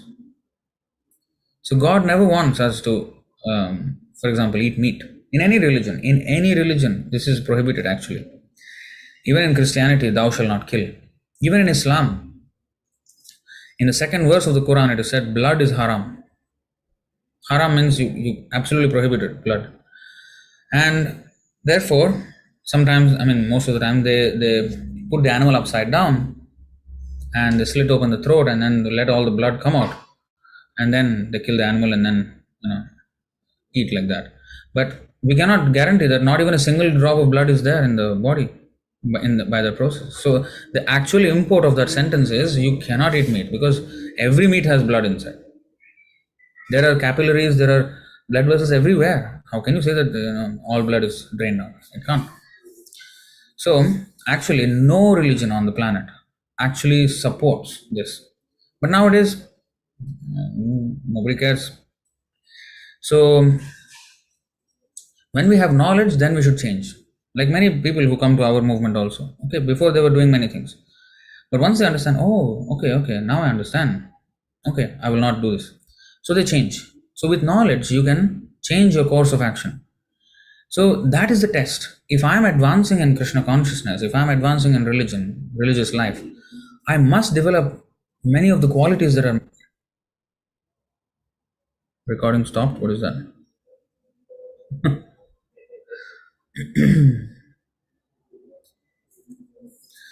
Okay, so anyway, okay, recording in progress again.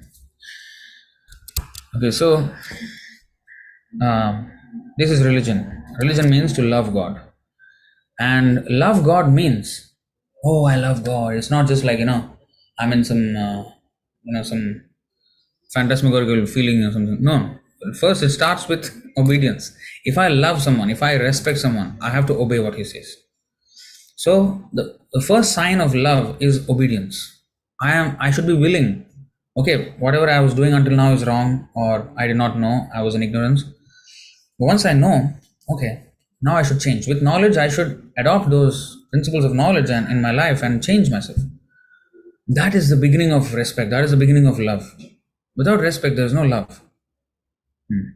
So I must respect what God says. And of course, He is a supreme. Who am I to challenge? If I challenge, I will be, it's to my detriment that I would challenge God. If I hit the mountain punch the mountain very hard, the mountain is not going to feel any pain, my hand will break. So there's no point just challenging God, there's no point. We will be the one who will be hurt. So the best course of action is to actually submit. Yes, okay.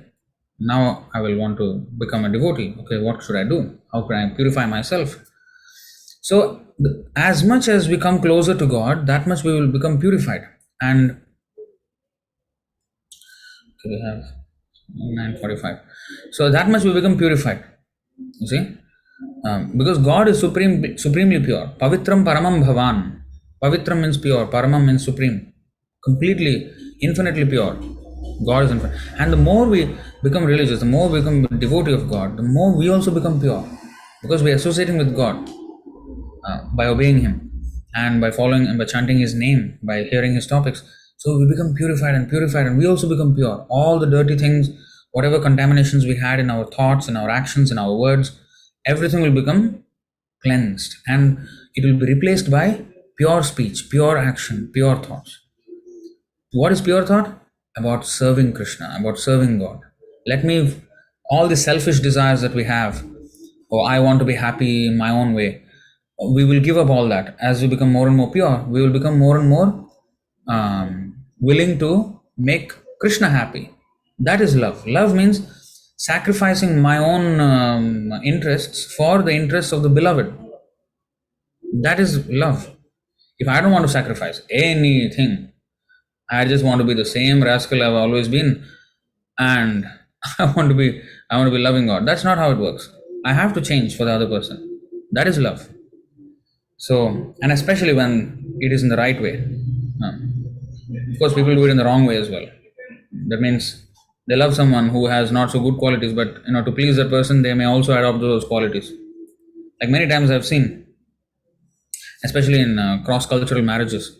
For example, when an Indian, he's a vegetarian all his life, but then he or she marries someone, and because they're from other culture, they're not used to that, they eat meat, and then he kind of allows it. Okay, you know what, I'll also go out and I'll also have meat. So they will change for the other person just because he has affection for that person. So there is no moral compass, like what is the principle? I have to stick by the principle. They don't have, because they have not learned it properly. They just were following because the parents were vegetarians or whatever, and then they easily give up those principles because of affection for their beloved.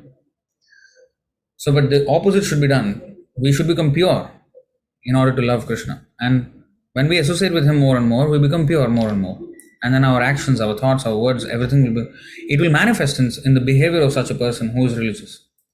So if I say that I'm a religious person, but I don't have the qualities of, what are the qualities? Let's see some of the list of qualities of a person who is religious and who is actually close to God.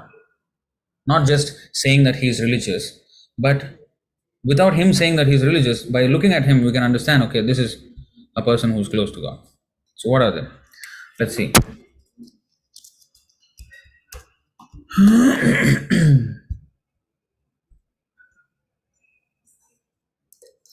Shri Bhagavanuvacha Abhayam Sattva Samshuddhir Jnana Yoga Vyavasthitihi Danam Damascha Yajñascha Swadhyayastapa Arjavam Ahimsa Satyam Akrodhas Tyagah Shantirapaishunam Daya Bhuteshvaloluptvam Mardavam Harira Chapalam Tejah Kshama Dhritihi Shaucham Adroho Natimanita Bhavanti Sampadam Daivim Abhijatasya Bharata.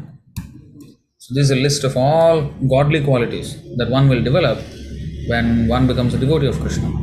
The Supreme Personality of Godhead said, fearlessness, purification of one's existence, cultivation of spiritual knowledge, charity, self-control, performance of sacrifice, study of the Vedas, austerity, simplicity, non-violence, truthfulness, freedom from anger, renunciation, tranquility, aversion to fault-finding, compassion for all living entities, freedom from covetousness, that means greed, freedom from greed, gentleness, modesty, steady determination, vigor, forgiveness, fortitude, cleanliness, and freedom from envy and from the passion for honor. These transcendental qualities, O son of Bharata, belong to godly men endowed with divine nature.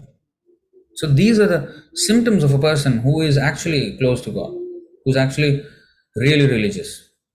There are many, vast numbers of people who say they're religious, but they don't have all these qualities. So, in Krishna consciousness, if you see the devotees, they automatically don't eat meat, for example. They don't eat meat. They don't commit cruelty to animals. And of course, don't cause cruelty to other human beings as well. Then, no meat eating, no illicit sex. If one becomes embroiled with illicit sexual activity, illicit sex means sex outside marriage, or sex outside marriage, or even within marriage, not for procreation, just for sensual enjoyment. That is illicit sex. So when we do that, then we become unclean both inside and outside, in our heart and also outside. So because of that, we cannot focus on God. That is sinful activity. Eating meat, illicit sex, gambling. If we gamble, then we lose the quality of truthfulness. So many things happen because of gambling. So many domestic problems. And then no gambling, no illicit sex, no meat eating, no intoxication. If you become intoxicated, we are already intoxicated with a bodily or material conception of life. Intoxication means to not be aware of the reality. To be in a delusive state where we are not aware of the reality. So we are already in an intoxicated state in our bodily conception of life. We do not know that we are soul. We have zero self-awareness. We don't know we are the soul. We don't even know who we are. So we are already intoxicated with our bodily concept of life, and our pride, our whatever hubris that we have, our ego. We're already intoxicated, and we add more intoxication to that. The whole point is to come out of intoxication, and therefore we refrain from intoxicants, even to the level of tea, coffee, chocolate. But we have food stuff. We have prasadam, very, very palatable. It's not that, oh, you don't eat meat, you don't eat chocolate, you don't drink tea and coffee. What do you eat? Yeah, well, you come and see what we eat. You can't finish. Tomorrow is a festival. We have a festival, a small festival. There will be hundreds of preparations. I don't think even the restaurants have that much of variety as we do. So it is possible and very, very palatable. Offered to God and then taken as prasadam, spiritualized, sanctified food. So anyway, coming back to the point of, did I actually show that verse? Okay. So anyway, what was that point which we just covered? What is the definition of religion? What is the definition of science? So how many religions? So these many religions that we have, why are they in existence? It's very simple. According to different time, place and circumstance, God or Krishna sends his messengers to elevate that particular population to become God conscious. So the most advanced civilization are given the most advanced knowledge, the Vedic science and everything, the Vedic literature. But those who are not so advanced, still he wants them to become purified by becoming God conscious. So at different times, at different circumstances, so messengers of God come and they start. And that's how they become eventually a religion. But the problem is everywhere, even in a Vedic religion and every other Sanatana Dharma or other religions, with time, the principles are compromised and eventually it becomes more or less like a materialistic life. But if we understand real religion and the core of it, the knowledge, everything, the real purpose, then you will see its absolute relevance in every single field of life. Now religion is taken as just a faith. Okay, you know what? The governments also is like, okay, you follow your religion and don't disturb others, and everybody has their own faith, and that's all the understanding of religion is. They think religion is the cause of a problem. Because of so many religions, people will fight, and there have been so many wars and fights, crusades based on religion, and therefore religion is the problem. No, that's not the case. It only becomes a problem when people say they're following, but they actually do not follow. They claim to be followers of a particular religion, but actually they don't follow. Then what happens? Everything exists only in namesake. But in action, nothing is religious. So the consciousness is not about obeying God or trying to understand what He's saying. Just do whatever Like for example, even Buddha preached non-violence. Now there are many Buddhists, especially so in Thailand. I've learned that even in other parts, but in Thailand, even the monks, they eat meat. I've heard this. This is what I've heard. That even the monks eat meat. They say this is our begging bowl, and whatever falls in this, we must eat. That is our rule. And so, if somebody gives meat, they will just eat. So, what will happen if somebody puts shit inside? You'll eat shit? You won't, right? You will educate the person what to give. So, they are supposed to educate the people what they can give to a monk. Not that whatever comes, I will eat. That is an excuse. That is the hiding behind the excuse. If they can't control their tongue, then they will eat, and then they will say, "Oh, I'm just whatever comes, I will eat," as if they are very renounced. So they should educate. So this is not only for Buddhism. Even in Sanatana Dharma it is happening, and even in many other religions, even Christianity, "Thou shalt not kill," 10 commandments. Everybody eats meat. Islam, you cannot have blood in a meat. Eat meat. There are some Muslims, they don't eat meat. And there was one Imam also, he was also explaining this. So yes, that is at least some following there. So if we can't even follow basic principles, how can we advance more further than that? It's not that eating is something else, but let's talk about God and everything. No. If I don't follow what God is saying, then I can't go higher than that. I'm just stuck there. I'm not advancing any further than that. So it's like an anchor. When you put an anchor down, you can row your boat as much as you want. It's not going to move anywhere. It's going to go around about the anchor only. We have to let go of the anchor, and then only the boat will move forward. So similarly, if we are anchored in our material life, we can't move forward in our spiritual life. We have to let go of the anchor, and then we can move forward. So religion means, and I'm not here trying to offend anyone. I'm just saying this is the observation. I'm not pointing finger at this religion or that religion system. No. Everywhere this is the problem. This is a big epidemic. Because there is no serious teaching of religion and purposeful understanding of religion. If you really understand, that's why our Krishna consciousness movement is so scientifically presented that once you read these books and try to understand this philosophy, you will see that it is relevant everywhere. Now, religion is taken as an irrelevant aspect of society, a remnant of the past, a cause of troubles. Let's deal with it. Let people be religious, but don't encourage it too much. Yeah, you follow in your home. But you come to school and learn these things, education which is not religious completely. So the program is to indoctrinate a non-religious system of education and keep religion as a optional thing in your life. So who cares for optional things in life? So that's the whole point. The programming is so that eventually generations down the line, whatever is optional, people will tend to ignore that, right? Whatever is mandatory, that is what they will focus on anywhere. So optional things are always optional, right? So if the government mandates certain kind of education system or a system of civilization where religion is just tolerated and kept as an optional aspect of life, so people will start neglecting that, and over time they will have this population which is completely away from religion, and then that's what actually they want. So it is a systematic propaganda, systematic indoctrination, indirect indoctrination. Direct indoctrination is, don't pray, don't become, there are some countries like that, don't become religious.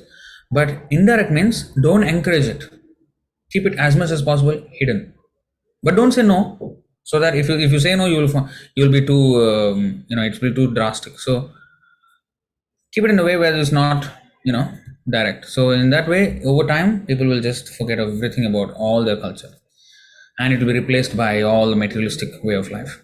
So that's what is going on actually. So we have to see this effect of modern civilization and be vigilant and actually connect back to our real roots, to our real purpose of life. Otherwise, we're going to end up completely depressed. 1 second, somebody's at the door.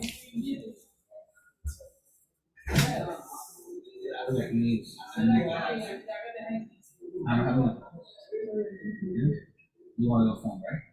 No, I'm not disturbed by that. If I'm not answering, there's a reason. But don't keep on doing it.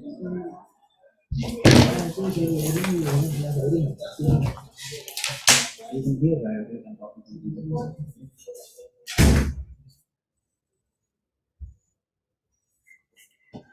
Okay, I'm sorry about that.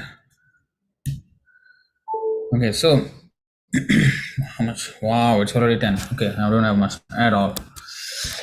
Okay, so I hope you understood that part. And what is science? Well, science means to know. So that's the next question. What is science? Science means to know. That is science. Modern science is about observation and experimentation and knowing. That is the inductive process of knowing knowledge, which is ascending. With okay, I know this much. Okay, with this I will make some instruments and I will know even more, and then I will know even more, and I will know even more and even more. So ascending process of knowledge, to know more and more based on the previous knowledge and stack the knowledge like that. But we are so tiny, we are so completely incompetent to understand the entire situation. So the best way is the deductive process of knowledge, where we take knowledge directly from God, the perfect source, and just accept it. That is the perfect process of knowledge. So we are also dealing with science here in the Vedas, in the Bhagavad Gita, in the Srimad Bhagavatam, and all the Vedic literature. We're dealing with science, but this is supreme science. There is no theories, and then somebody comes and debunks that theory, and like every now and then that happens, right? So, but here, no, this is just complete absolute knowledge. There's no imperfection. So this is the real way. If you want to really know, then you have to know it perfectly. You can't speculate about it. That is not science. So actually, real science refers to this, whereas the science that is modern science is very defective, very, very imperfect. You can't know anything certainly with that. And moreover, they are dead against the existence of God. They don't even try to understand. Any person with some common sense can understand that if I see a painting of a rose flower and I will say, hey, who is the artist? That was beautiful. Immediately I will ask, who is the artist? But we see so many real roses and then we say there is no artist to this. That is a complete fool only will say like that. So this is basic question. Basic question anybody should have. So, but the scientists with all their so-called intelligence, they deny. They completely deny the existence of God just because they can't see it. This is called hubris, excessive pride, conceit. When I rely so much on my imperfect eyes and my imperfect senses, that if it is not visible, something is not visible to my naked eye, it is not there. It doesn't exist. Why? Why do I have such strong opinions about something when I am so imperfect? Why do I have such strong opinions? So that is wrong. So real knowledge is given by God, and when you actually study the Bhagavad Gita, then it actually makes so much sense. It starts to make sense when you start accepting the knowledge. Oh yeah, yes, this is the best explanation that can be for the why if there is suffering, or if you understand the law of karma, then you will know why there are so many species of life, why everybody have different situations and everything. You will understand it totally. But if you take out the law of karma, that there are many lives and then our actions produce reactions. If you take out all of that, then there is no meaning, there is no order to anything. Why everything happens? So we cannot know anything like that. It doesn't make any sense. Everything is just random. No, it's not random. So that is real science. Okay, so next question. Who is real God? Buddha, Allah, Jesus, Ganesh, Shiva, Krishna, etc. So God is one. Krishna is God. If any name perfectly denotes God, that is Krishna. Why? Because it includes all of the 6 opulences. Krishna means all attractive, who has all 6 opulences. If you see Allah, Allah means the creator. Creator means you have to have strength, you have to have the capacity, you have to be an owner. Some aspects of God are highlighted in some of the names. For example, Buddha. Buddha means the enlightened one. In Buddhism, people don't consider Buddha as God. They consider him as an enlightened person. And that is because Buddha presented himself like that. But in actuality, he is the incarnation of Krishna. The advent of Buddha is already mentioned in our scriptures before even Buddha came. Buddha will come, and his mother's name and his place of birth and what is his mission, everything is already mentioned before even he came. Buddha came 2600 years ago. Bhagavatam mentions his incarnation 5000 years ago. So that is the authority of the Bhagavad, these Vedic scriptures. They predict the future. And there is one more incarnation, Chaitanya Mahaprabhu, who came 500 years ago. Hidden incarnation. That is also mentioned in the Bhagavatam. And there is another incarnation yet to come, Kalki, who will come 427,000 years later. He is also mentioned. His father's name is mentioned. The village, the town in which he will take birth is also mentioned. And what he will do is also mentioned.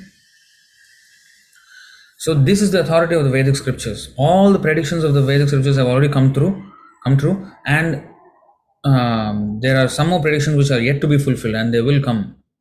They will fulfill to be true in the future. So in this way, from Shastra, from the Vedic scriptures, we can understand who is God and who is not. Now, in some names, for Buddha means the enlightened one. That means the jnana, knowledge. One of the 6 opulences that we discussed is knowledge. So enlightened one refers to the knowledge. So the word Buddha, although it is another name for Krishna, it highlights the opulence of knowledge, but not everything. And Christ, the anointed one, it refers to the beauty aspect of God. And Allah, creator, the power, the almighty. Mighty means the strength, virya.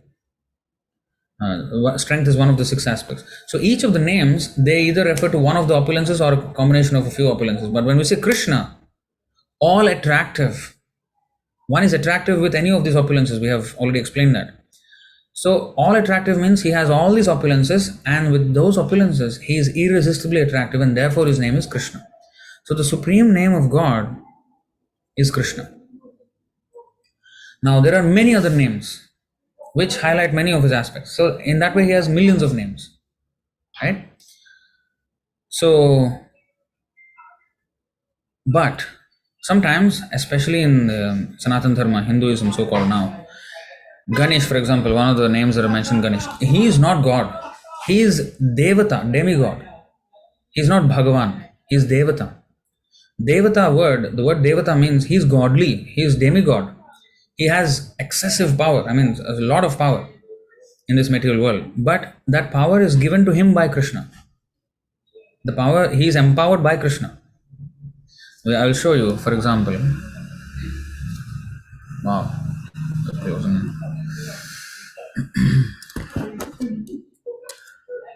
Like this, there are verses for everybody, but I will just show you. 552, 551 maybe.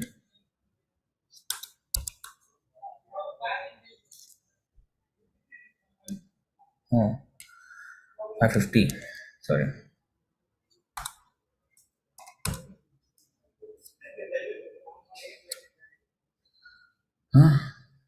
Yatpada pallava yugam vinidhaya kumbha.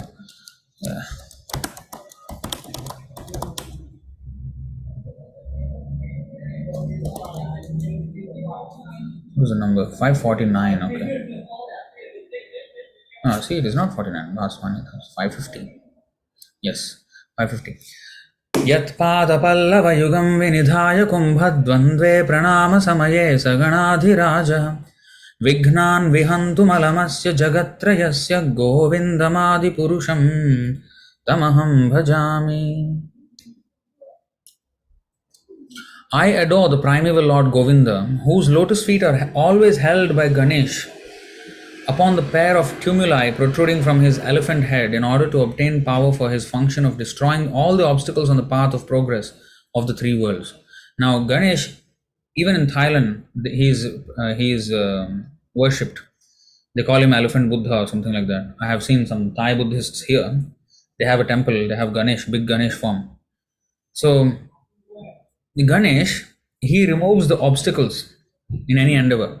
That's why usually people pray to Ganesh first before doing anything. Before even going to other worship or even doing anything, they first worship Ganesh. So that any obstacles that are there, he will remove it. But here it is said that Ganesh gets his power of removing obstacles from Krishna. So, without Krishna's empowerment, he cannot do. So that is called Devata. That means it's like in a country, when the Prime Minister is elected, he will have his cabinet of ministers. And each minister is invested with some particular power. Defense Minister, External Affairs Minister, Home Minister, so many ministers. So they're invested with that power by the Prime Minister. So similarly, Krishna being the overall controller of everything, he invests all these different devatas. There are 330 million of them in the universe for different aspects of universal management, some minor, some major devatas. So all of them are invested with that power by Krishna. So that is called technically a demigod or devata, but Bhagavan is Krishna.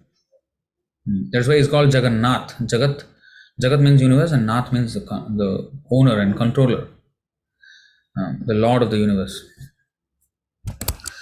Okay, what else we have? Wow, I have only 19 minutes. I'm just like really under stress now. So does God exist within us? Yes, I've already told that. He's in the heart of everyone. So I'll just move on to the next one. It's like a rapid fire round.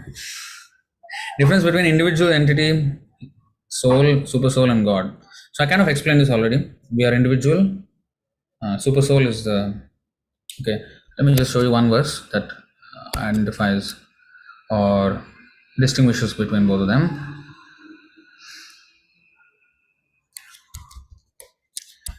13.2 I think. No, 13.3 actually. Okay. क्षेत्रज्ञं चापि मां विद्धि सर्वक्षेत्रेषु भारत क्षेत्रज्ञयोर्ज्ञानं यत्तज्ञानं मतं मम. O scion of Bharata, scion means descendant. O scion of Bharata, that means Arjuna, referring to Arjuna. You should understand that I am also the knower in all bodies, and to understand this body and its knower is called knowledge. That is my opinion. So, to understand, so we understand only our body. If my body is pinched somewhere, I will know. If your body is pinched, I wouldn't know.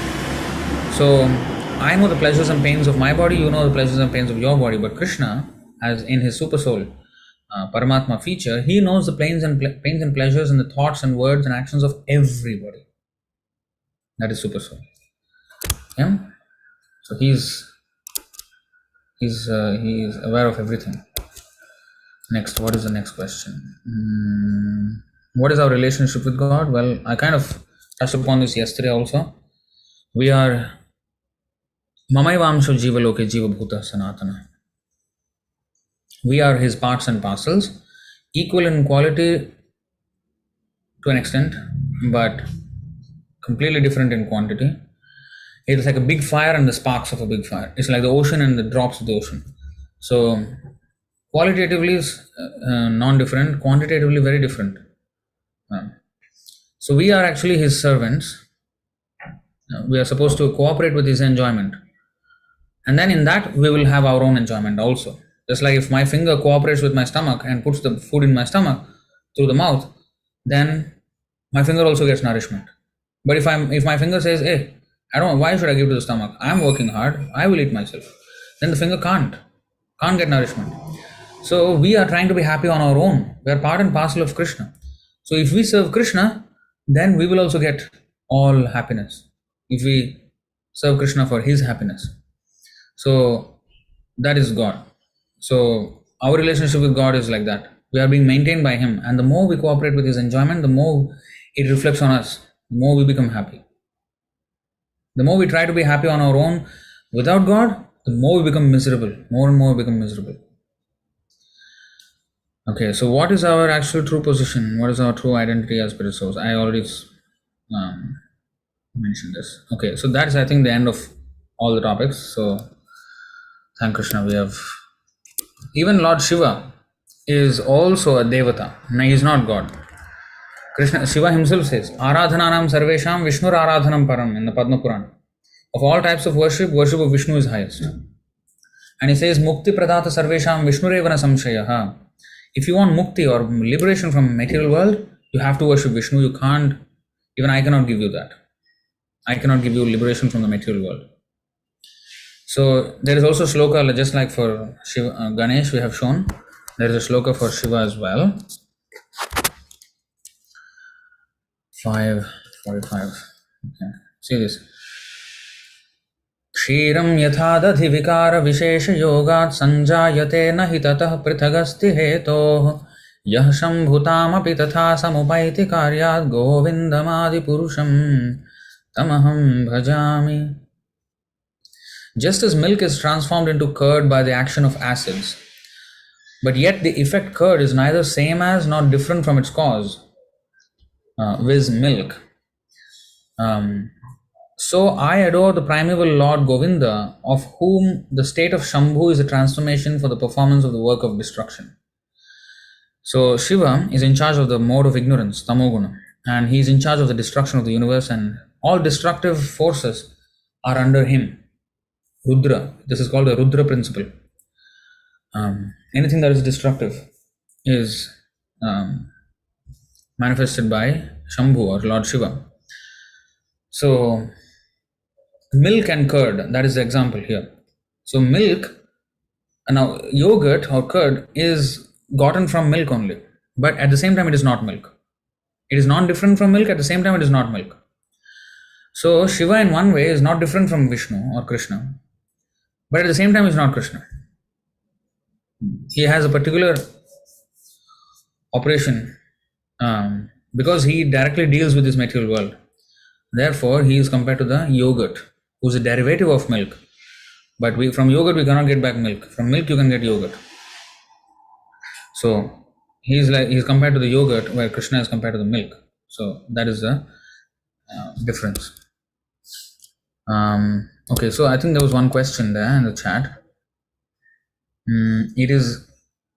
Erica asks, it is us soul who chooses our karma, or is it God who gives it to us? No, God does not give. See, Krishna does not want us to suffer here. We were adamant to come into this material world, and we conducted ourselves, and therefore we are being given whatever. Like this is the example. When a criminal goes to the court, and the judge says, okay, 20 years for you. Now, did the judge give it to him, or the criminal did it himself? A bit of both, right? But the judge wouldn't do that. He wouldn't say that sentence if the criminal did not do what he did. So yes, God gives us the results of our karma. He is the one who gives us our body according to our past activities. But we are the ones, the criminals, who went against God, and now we are in the cycle of our karmic reactions. And God, as a judge, awards them to us, but he is not responsible for that. Just like if a judge says 20 years in prison. Now, what the judge is effectively doing is, for the next 20 years, this person is going to suffer, and the judge ordered that suffering for this person. So, is the judge liable to be punished because he gave suffering to this person? Not at all. So, the judge can never be blamed for the suffering of the prisoner, because the criminal himself, his own crime is the cause. So similarly, Krishna can never be blamed or pointed finger at for our sufferings. In fact, although he is awarding or punishing us accordingly to our karma, his real desire is to see us back home, back to Godhead, back in his own home, Vaikuntha. And that's the reason why he comes into this world. Why Krishna came 5,000 years ago. Why he sends his messengers every now and then. Why he leaves behind his scriptures. Why he sends his devotees. Why does he do all these things? Only to reclaim us back to his kingdom. So he is very compassionate. Although we are adamant, being obstinate against him, but he is always looking for ways and means how to get us back to him. That's why he comes. Otherwise, he has zero business in this material world. He is happy in his spiritual world completely with his devotees and without any problems. Why should he come here? And even after he comes here, people accuse God of so many things. Why should he take all these things? He doesn't need to. But he still comes because he loves us so much. He wants us back. But we don't want. So the moment we become,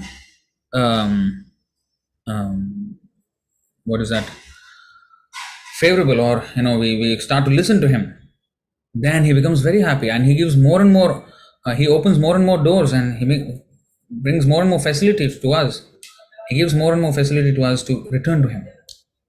So he gives us intelligence how to come back to him. That's why I will show you just a single verse now. Oh, Krishna. 5 minutes I should finish. So, you see. Tesham satata yuktanam bhajatam pritipurvakam dadami buddhiyogam tam yena mam upayanti te. To those who are constantly devoted to serving me with love, I give the understanding by which they can come to me. So he gives us the intelligence more and more. The more we try to serve him, the more he gives us intelligence how to come back to him. So that is the answer for that. Now, next, what is that?